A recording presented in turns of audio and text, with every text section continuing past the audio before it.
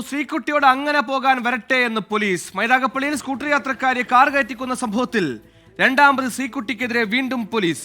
കുറ്റകൃത്യത്തിൽ ശ്രീകുട്ടി പങ്കാളിയെന്ന് ചൂണ്ടിക്കാട്ടിയുള്ള additional report police കോടതിയിൽ സമർപ്പിച്ചു. കേസിൽ ഇപ്പോൾ ജാമ്യത്തിലാണ് ശ്രീകുട്ടി.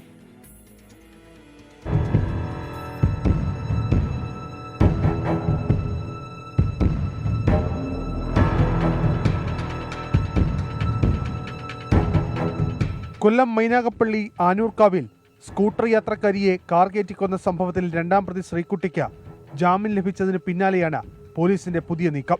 അപകടശേഷം യുവതിയുടെ ശരീരത്തിൽ കൂടി വാഹനം മുന്നോട്ടെടുക്കാൻ അജ്മലിന് പ്രേരണ നൽകിയത് ഡോക്ടറായിരുന്ന ശ്രീകുട്ടി എന്നായിരുന്നു പോലീസ് കണ്ടെത്തൽ. ഭാരതീയ ന്യായ സംഹിത വകുപ്പ് 52 പ്രകാരം ശ്രീകുട്ടിക്കെതിരെ പ്രേരണാകുറ്റമായിരുന്നു ആദ്യം ചുമത്തിയിരുന്നത്. എന്നാൽ കുറ്റകൃത്യത്തിൽ ശ്രീകുട്ടിക്ക് നേരിട്ട് പങ്കുണ്ടെന്ന സാക്ഷിമൊഴികളുടെ അടിസ്ഥാനത്തിൽ ഭാരതീയ ന്യായ സംഹിത 54 വകുപ്പ് കൂടി ചുമത്തി ശാസ്താംകോട്ട മജിസ്ട്രേറ്റ് കോടതിയിൽ പോലീസ് പുതിയ റിപ്പോർട്ട് നൽകി. പ്രേരണയ്ക്കൊപ്പം കുറ്റകൃത്യവേളയിലെ സാന്നിധ്യം കൂടി കണക്കിലെടുത്തുള്ള ശിക്ഷ ഉറപ്പാക്കുന്നതിന്റെ ഭാഗമായാണ് പോലീസിന്റെ പുതിയ നീക്കം. കേസിൽ ഒന്നാം പ്രതി അജ്മലിന്റെ ജാമ്യാപേക്ഷ കോടതി കഴിഞ്ഞ ദിവസം തള്ളിയിരുന്നു. 24 കൊല്ലം.